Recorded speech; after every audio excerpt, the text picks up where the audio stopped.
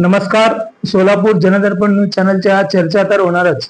या विशेष कार्यक्रमात आज आपण सध्या पद्मशाली ज्ञाती संस्थेचा अध्यक्ष आणि 5 विश्वासांची निवडणूक येत्या 29 तारखेला मार्कंडे मंदिरात होणार आहे. सोलापुरातील बहुसंख्य असलेल्या जवळपास 4 ते 4.5 लाख लोकसंख्येचं प्रतिनिधित्व अध्यक्ष आणि विश्वास्त यांच्या मार्फत होत असते. अध्यक्ष गेल्या अनेक वर्षापासून पद्मशाली समाजाला मिळालेला आहे, यापुढेही मिळत जातील. पण गेल्या 3 वर्षापासून जो अध्यक्षपद सुरेश पलमारे असतील किंवा अन्य जे कार्यकारिणी मंडळ असेल, त्या संदर्भात आता गेल्या 2-4 दिवसापासून अनेक तक्रारी काही जणांनी व्यक्त केल्या. स्मार्ट सिटीचा प्रश्न असेल, स्मशानभूमीचा प्रश्न असेल, स्थावर मालमत्तेचा प्रश्न असेल, या संदर्भात त्यांनी तक्रारी मांडलेल्या आहेत. या आणि अनेक प्रश्न यापुढेही असतील, ती सुटतील. पण आपण गेल्या 8-10 वर्षापूर्वी पद्मशाली ज्ञाती संस्थेला एक युवा सरचिटणीस म्हणून सत्यनारायण गुर्रम यांनी कार्यभार पाहिलेला आहे. त्यांच्याशी आपण चर्चा करण्यासाठी त्यांच्याकडे आपण आलेलो आहोत. सत्यनारायण गुर्रमजी, नमस्कार. आपण गेल्या मला वाटतं 8-10 वर्षापूर्वी सरचिटणीस पद उद्भोगलंय. त्यावेळेला अध्यक्षपदांचा कार्यकाळाबरोबर आपलंही कामकाज होतं. आत्ताचा जो अध्यक्षपद आहे त्यांचाही कार्यकाल चांगल्या पद्धतीने चालू असेल, वाईट असेल, मला काही माहित नाही. पण जो समाजात दिसतोय तो लोकप्रतिनिधी आणि आपला जनतेच्या मधून आपण दिसतोय. मला असं सांगा की आता येणारा जो अध्यक्षपद असेल, समाजाचा अध्यक्ष कसा असावा आणि त्यांच्याकडनं काय अपेक्षित असेल? समाजाचा अध्यक्ष सर्वसमावेशक असावा. समाजाचा अध्यक्ष हा एक पालक असतो. त्यांनी सर्वांना विश्वासात घेऊन निर्णय घ्यावा, समाज हितोपयोगी. उदाहरणार्थ काही म्हणजे आपले समाज बांधव इतर राज्यात, इतर शहरात आहेत, त्या तिथे सर्वप्रथम शैक्षणिक याच्यावर चांगला भर दिलेला आहे. काही म्हणजे शैक्षणिक याच्यामध्ये उच्च शिक्षणासाठी दत्तक योजना राबवल्या. तशा प्रकारे सोलापूरच्या पद्मशाली ज्ञाती संस्थेने ही दत्तक योजना राबवून समाजातील तळागाळातील विद्यार्थ्यांना न्याय द्यावा. नाही, आपण म्हणता शैक्षणिक, आपण ज्या वेळेला सरचिटणीस म्हणून आपण कार्यभार पाहिलेला आहे, त्यावेळेला तुमच्या डोक्यात काय चाललं होतं? त्यावेळेला तुम्ही नेमकं या कामासाठी तुम्ही काय प्रयत्न केले? शैक्षणिकसाठी मी प्रयत्न केलं, पण त्यावेळेस निधी आपल्याकडे नव्हता.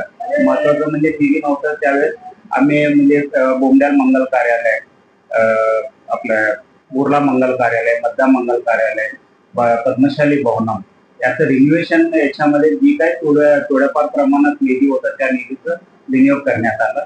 शेवट तर बुर्ला मंगल कार्यालय अर्धवट स्थितीत थांबवावं लागलं निधी उपलब्ध नसल्यामुळे. कारण काय, देणगीदार दिलेली रक्कम आणि तिथे बांधकामाचं नियोजन फार चुकीच्या पद्धतीने होतं. तेव्हा आम्ही कार्यकारिणी मंडळाने एक बैठकीत काम म्हणजे निधी उपलब्ध होईल तोपर्यंत थांबवा असं ठरलं. आपण मला वाटतं की आपल्याला एसबीसी कॅटेगरीमध्ये महाराष्ट्र शासनानं काही सवलती दिलेल्या आहेत. शिष्यवृत्ती सारख्या मोठ्या प्रमाणात सवलती आहेत. आपल्या गोरगरीब घरातले कुटुंबातले यंग पोरगा म्हणजे मुलगा जे जर शिक्षण घेतलं तर त्यांची प्रगती होती, अशी सर्वसामान्य धारणा होती. आत्ताच्या पिरियडमध्ये विडी कामगारातील अनेक मुलं-मुली मोठ्या उच्च पदावर गेलेले आहेत. त्यांची आता आर्थिक स्थिती बघितलं तर आपल्याला वाटत नाही की त्या 10-15 वर्षापूर्वी ते असे होते म्हणून. मेहनतीचं फळ त्यांना मिळालेलं आहे. त्याला सरकार कारणीभूत आहे. सरकार जो मदत केलंय त्याचं फळ त्यांना मिळालेलं आहे, हे मी जाणून घेणारच आहे. पण समाजातील जो घटक आहे, समाजातला प्रमुख जो स्थान आहे, तो कार्यकारी मंडळ असेल, त्यांनी समाजातील जे दुर्बल घटकातील जे व्यक्ती असतील त्यांच्यासाठी मदतीसाठी काय नेमकं करायला पाहिजे? ते समाजाचे म्हणजे अध्यक्ष, कार्यकारिणी, विश्वस्त यांनी समाजातील दानशूर व्यक्तींना ओळखून त्या दानशूर व्यक्तींनाच या दुर्बल घटकातील विद्यार्थ्यांना दत्तक योजना म्हणून घ्यावा आणि त्यांच्याकडनं एक चेन सिस्टम सारखं त्यांचं शिक्षण पूर्ण झाल्यावर ते म्हणजे एका जागेवर स्थिर झाल्यानंतर त्यांनी परत एका विद्यार्थ्याला दत्तक घेतला तर एक चेन होईल ते. आणि सुरुवातीचा दान जो आहे तो अखंडपणे अविरतपणे आपल्या समाजातील दुर्बल घटकांना फायदा होणार आहे. आपण म्हणलं की शैक्षणिकसाठी मदत व्हायला पाहिजे. मला वाटतं की माजी खासदार गंगाधरपंत कुचेर यांनी त्यावेळी काही रक्कम संस्थेला शैक्षणिक कामासाठी पैशाची मदत केली होती. पण ते आपण सरचिटणीस पण होता त्यावेळेला तुमचा त्या फंडाचा उपयोग झालाय का? नाही, माझ्या याच्यामध्ये तर झालं नाही आणि मला पण त्याचं म्हणजे माहिती नाही. नव्हतं. हे फार वर्षापूर्वीच आहे. या 15-20 वर्षात तर त्या निधीचं कधी म्हणजे असं उल्लेख, कारण त्यांनी दिलेली भरीव देणगी आहे. त्या दिलेल्या व्याजातून अनेक विद्यार्थ्यांना आपण शिष्यवृत्ती काही काळ दिलेल्या आहे, पण नंतर ते बंद झालंय. अशा अनेक तक्रारी त्यावेळेला पण आले होते. आताच्या पिरियडमध्ये एक एक रुपयाला जसं महत्व आहे तसं शैक्षणिकला जर आपण मदत केलं तर अनेक विद्यार्थी आपल्याकडे मोठ्या प्रमाणात यशस्वी होऊन अनेक हुद्द्यावर जाऊ शकतात. आपण आपल्या पूर्व भागातील अनेक विद्यार्थ्यांना आपण पाहिलेलं आहे. जवळपास 5-6 वर्षात कमीत कमी 1000-1200 पोरं तर मोठं शिक्षण घेऊन पुणे, मुंबई, हैदराबाद या ठिकाणी IT कंपनीमध्ये कामाला आहेत. हे सगळं माहीत असताना सुद्धा आपल्या समाजातील जे मुख्य जे गाभा असलेले ट्रस्टी असतील, अध्यक्ष असतील, यांचा विचार का होऊ शकत नाही? समाजात भान देणारे पुष्कळ लोक आहेत. आपण त्याचं म्हणजे हे करू शकत नाही. आता स्मशानभूमीसाठी आपल्याला जसं स्मार्ट सिटीच्या योजनेतून तर आपल्याला बरीच अशी निधी मिळालेली आहे, तरी सुद्धा आपण समाज म्हणून गेल्यानंतर एवढी मोठी निधी दानशूरांकडून मिळालाय, तर या समाज स्मशानभूमीसाठी जर एवढी मोठी निधी मिळत असेल तर या कार्यासाठी का मिळू शकत नाही? विद्यार्थ्यांच्या भवितव्यासाठी पण देणारे खाते आहेत, पण आपण जाऊ शकत नाहीये. आता तर म्हणजे जे नवीन कार्यकारिणी किंवा अध्यक्ष विश्वास देणार त्यांनी याविषयी म्हणजे हे केलं तर नक्कीच अनेक विद्यार्थ्यांचं भवितव्य उजळणार आहे. आता तुम्ही स्मशानभूमीचा उल्लेख केला, स्मार्ट सिटी अंतर्गत काम झालं असं म्हणतं. मला 2-3 दिवसापासून जे मी मुलाखतीला सुरुवात केली त्यामध्ये स्मार्ट सिटी अंतर्गत झालेल्या स्मशानभूमीच्या कामाबाबत अनेक जणांच्या तक्रारी आहेत. स्मार्ट सिटीने 2,20,00,000 रुपये दिले, देणगीदारांनी रक्कम दिले, आमदारांनी दिले आणि उपमुख्यमंत्र्यांकडनं काही लाखाची रक्कम मिळालेली आहे. असे एकंदर रक्कम आलेली रक्कम स्मशानभूमीत हवा तसं झालेलं दिसत नाही. त्यामध्ये भ्रष्टाचार झाला असं तुमचं म्हणणं आहे. नेमकं याबद्दल तुम्ही एक माझी सरचिटणीस म्हणून आणि स्मशानभूमीत वारंवार तुम्ही जाता, त्याबद्दल तुम्हाला काय वाटतंय? स्मार्ट सिटीच्या माध्यमातून माजी महापौर सौभाग्यवती श्रीकांत यांच्या प्रयत्नाने आपल्याला बरीच अशी निधी उपलब्ध झालाय. त्यावेळेस मी पण पाठपुरावा केला. कारण काय, त्यांना सुचवलं मी स्मार्ट सिटीच्या माध्यमातून उत्तर प्रदेशमध्ये अनेक स्मशानभूमीची म्हणजे हे झालं होतं प्रगती. तेव्हा सुचवल्यावर त्या ताबडतोब म्हणजे फक्त आपल्या समाजासाठी नाही, इतर 13 समाज यांना स्मशानभूमीला निधी उपलब्ध करून दिला. सर्वात मोठी निधी आपल्याला मिळाला. त्या याच्यामध्ये कामं खूप काही झाले आणि आपल्या समाज बांधवांच्या देणगीतून पण खूप काही झाले, पण कामाची थोडी क्वालिटी पण तेवढी म्हणजे हे करण्यात आलं नाही, म्हणावे तशी झाली नाही असं तुम्हाला नाहीये आणि नियोजन पण हे नाही. आता आपण विद्युत जाळीने आपण बनवल्यावर एवढ्या ओटी बांधण्याची पण गरज नव्हतं ना. कारण काय, आपल्याला पर्यावरण प्लस आपल्या समाज म्हणजे 90% समाज एकदम गरीब घटकातील गरीब आहे. त्यांनाही आता लाकडं, गोऱ्या हे सगळं आणणं शक्य नाही. विद्युत जाळीमध्ये एकदम खर्च कमी, वेळेचं पण अपव्यय आणि पर्यावरण पण वाचेल ना. आपण लोकांना जनजागृती करणे गरजेचं होतं. परत एवढं म्हणजे ओटे बांधून त्यात एवढी मोठी इन्व्हेस्टमेंट करणं चुकीचं झालं ते. म्हणजे बऱ्यापैकी तुमचं म्हणणं असं आहे की स्मशानभूमीतलं दूरदृष्टीपणा दिसून येत नाही. आता मला एक म्हणायचं आहे की तुम्ही गेल्या अनेक वर्षापासून पद्मशाली समाजातील अनेक छोट्या मोठ्या कार्यक्रमाला आवर्जून उपस्थित राहतात. सोलापुरातील जो आता युवक अध्यक्षाचा जो कालावधी आहे तो कालावधी आता जवळपास संपलेला आहे. सुरेश परमारी हे सुद्धा पुन्हा एकदा इच्छुक आहेत. मग तुम्हाला पहिल्यांदा काय वाटतं ते सांग. नाही, अध्यक्ष कोणी हो, मी तेच म्हणतोय, पारदर्शकता आणि सर्वांना सामावून घेणारा असायला पाहिजे ही मी म्हणजे या मतात आहे. राजकारण न करता ज्या म्हणजे कमिटीमध्ये जे विश्वास कार्यकारी सदस्य असतात सर्वांना एकत्र घेऊन समाजाची प्रगती करण्यास कोणाचाही विरोध नसतो. पद्मशाली समाजाची मोठ्या प्रमाणात स्थावर मालमत्ता आहे. अनेक ठिकाणी मंगल कार्यालय आहेत, शॉपिंग सेंटर आहेत, बाकीचे मंदिराजवळ पण आता नव्याने मंदिरातली दुसरी बाजू भाड्याने दिलेली आहे. म्हणजे असे आपल्याला पैशाची कमतरता वाटते का की जेणेकरून मंदिराजवळच पण आपण जागा भाड्याने देऊ शकतो? नाही, मंदिर आता ओपन स्पेस असल्यामुळे त्याचा काय तर विनियोग झाला पाहिजे. भाड्याने द्यायचं का, किंवा आपण काही प्रोजेक्ट म्हणजे बनवून कायमस्वरूपी उत्पन्नाचं स्त्रोत बनवू का, ते आहे. पण त्यासाठी समाजातील एक विश्वस्तांचं म्हणजे आणि समाजातील काही प्रतिष्ठितांचं एक कमिटी बनवून सगळ्यांना सामावून घेतल्यासारखं होईल. प्रत्येकाला शॉपिंग सेंटरचं वेगळं, तर आपले मंगल कार्यालयांचं असं स्मशानभूमी सुधारण्यासाठी एक म्हणजे समिती.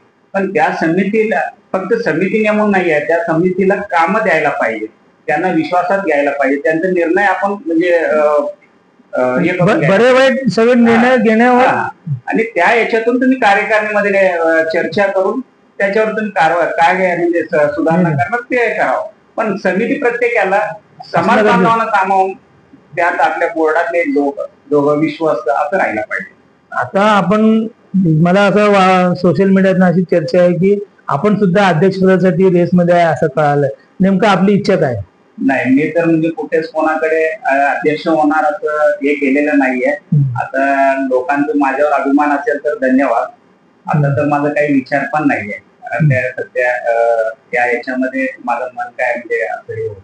गेल्या 5-6 वर्षापासून आपण समाजाच्या घटकापासून अलिप्त आहात, म्हणजे पद्मशाली ज्ञाती संस्थेच्या कार्यकारिणीपासून अलिप्त आहात. यंदा जर पुन्हा तुम्हाला जर स्थान मिळालं तर तुमची नेमकं भूमिका काय असणार आहे आणि तिथे तुम्ही काय सांगणार आहे, काय करणार आहे नेमकं काम? नाही, आता मी अध्यक्ष पदासाठी इच्छुकच नसल्यावर म्हणजे नाही, अध्यक्षपदी नसले तरी कार्यकारिणीमध्ये त्यांच्यासाठी माझी एक विनंती राहणार आहे. सर्वात प्रथम नवीन अध्यक्ष होणारा अध्यक्ष धार्मिक, आध्यात्मिक व सामाजिक क्षेत्राची त्यांना जाणीव असायला पाहिजे, आवड असायला पाहिजे आणि सर्वात प्रथम मार्कंडेय मंदिर सुधारणा करायला पाहिजे, जेणेकरून मार्कंडेय मंदिराचं मंदिराप्रमाणे एक आध्यात्मिक क्षेत्र निर्माण व्हायला पाहिजे. फक्त आपण पद्मशाली समाज म्हणून नाही, इतर समाजातील लोक पण दर्शनासाठी यायला पाहिजे. मृत्युंजय मार्कंडेयांचं महत्व फार मोठी आहे, तर त्याची महती आपण सर्वदूर पसरण्यासाठी प्रयत्न करायला पाहिजे. सिद्धेश्वर मंदिरात ग्रामदेवतांची बाजूला मंदिर असल्यामुळे रोज हजारो भाविक त्या मंदिरात दर्शनासाठी येतात. त्या तिथून बघितलं तरी की आपले मंदिर इथे पण एक मोठी मंदिर आहे असं समजून ते सगळे भाविक आपल्यापर्यंत यायला पाहिजे. आपण मी काय म्हणतो की यदा कदाचित तुम्हाला जर कार्यकारिणीत पुन्हा समाविष्ट केलं तर तुमची इच्छा काय असणार आहे आणि समाजासाठी तुमचं काय ध्येय धरणार? सर्वात प्रथम माझी इच्छा तीच राहणार आहे की पद्मशाली ज्ञाती संस्थेचं मुख्य असं जो गाभा आहे मार्कंडेय मंदिराचं बाहेरील व आतील भागा आध्यात्मिक याच्यामध्ये नक्षीकाम करून त्या मंदिराचं कायापालट करणे, त्यानंतर वैद्य आपलं शिक्षणासाठी तळागाळातील विद्यार्थ्यांना आपण म्हणजे मदत करण्यासाठी प्रयत्न करायचा. आपण गेल्या मला वाटतं ते 1 वर्ष सरचिटणीस म्हणून आपण पद्मशाली ज्ञाती संस्थेमध्ये कारभार पाहिलेला आहे. अनेक वर्ष आपण विविध पदावर काम करून कार्यकारिणी सदस्य पण राहिलेले आहात. तुमच्या कालावधीत झालेलं एक महत्वाचं काम असं कोणतं घडलंय का की जेणेकरून मी पण हे काम केलेलं आहे बाबा? त्या ठिकाणी जो लिलाव प्रक्रिया होता म्हणजे नारळी पौर्णिमेच्या म्हणजे अध्यक्ष निवड किंवा याच्यामध्ये जनरल मीटिंग याच्यामध्ये ती लिलाव प्रथा बंद होण्यासाठी मार्कंडेय जनजागृती संघाच्या माध्यमातून मी प्रयत्न केला. त्याला मार्कंडेय जनजागृती संघाने पुढाकार घेऊन त्या लिलाव पद्धतीच्या ऐवजी लकी ड्रॉ स्कीमची योजना येण्यासाठी मी म्हणजे हे केलं. त्यानंतर स्मशानभूमीत शेवटच्या याच्यामध्ये अमृत योजनेतून जो 75 लाखाचं काम सुरू होतं त्या अगोदर सरचिटणीस म्हणून अजय दासरी होते. मला शेवटच्या टप्प्यामध्ये पूर्ण म्हणजे काम संपतानाच त्या इथे असल्यामुळे मला तिथलं कामाचं काहीच जास्त जात नाही. तर अर्धवट स्थितीतलं बोर्ला मंगल कार्यालय होतं ते पण म्हणजे अर्धवट स्थितीतच राहिला त्या निधी अभावी. आता आपलं स्मशान विशेष म्हणजे त्यावेळेस नगरसेवक पुडक्याल यांच्या माध्यमातून 11 लाखाचं फेवर ब्लॉकचं काम झालं. आपण सरचिटणीस होतात, आता पद्मशाली ज्ञाती संस्थेत आपण सदस्य पण असाल, पण गेल्या अनेक वर्षापासून आपल्या समाजातील जो ईशान्येकडचा भाग असेल तो अतिक्रमणित होत आहे.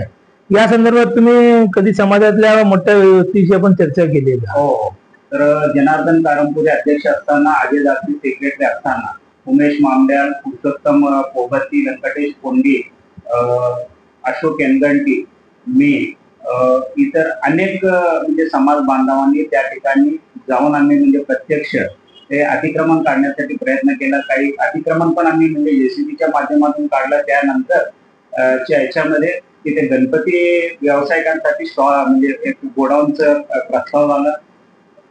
त्या याच्यामध्ये ते गोडाऊन बांधल्यामुळे तिथे अतिक्रमण जास्त न वाढता ते थांबलेलं आहे. पण आता बघितलं तर त्या ठिकाणी 2-3 जणांनी अतिक्रमण केलेलं आहे. आपल्या समाजाच्या जागेमध्ये रस्ता पण झालेला आहे, पण समाजाचे अध्यक्ष आणि पदाधिकाऱ्यांनी त्याकडे लक्ष दिलं नाही असं काही जणांचं म्हणणं आहे. आपण याला पुरेस म्हणजे ओरिजिनल चित्रीकरण तसं दिसत असल्यामुळे आपण नकार पण करू शकत नाही. पण या संदर्भात जर याला कदाचित आपण जर आवाज उठवला असेल तर या पुढील कालावधीत तुमचं काय म्हणणं आहे? नाही, जर का म्हणजे आपल्याला अतिक्रमण ते हटवण्यासाठी प्रामाणिकपणे प्रयत्न करायचा असेल तर आपण कुठल्या तरी मोठ्या हायकोर्टच्या वकिलांना धरून त्या एक म्हणजे याचिका दाखल करून ती अतिक्रमण उठवण्यासाठी प्रयत्न करावा. त्यासाठी थोड्याफार प्रमाणात खर्चाची आवश्यकता असते त्या समाधानी उचलून ते काम करावं. आणि विशेष म्हणजे त्या याच्यासाठी सरपंच साहेब आपल्याला मदत करतात आहेत, त्यांच्या माध्यमातून पण आपण ते अतिक्रमण उठवण्यासाठी प्रयत्न करू शकतो. आपण जनदर्पण न्यूज चॅनलच्या चर्चा तर होणाऱ्या विशेष कार्यक्रमात समाजाच्या अध्यक्ष आणि विश्वासांच्या निवडीबाबत आपली छोटीशी का होईना आपण छोटी मुलाखत आपण या ठिकाणी घेतली आहे. आपण वेळावेळा घडून आम्हाला प्रतिक्रिया दिल्याबद्दल आपला आभार मानतो. धन्यवाद.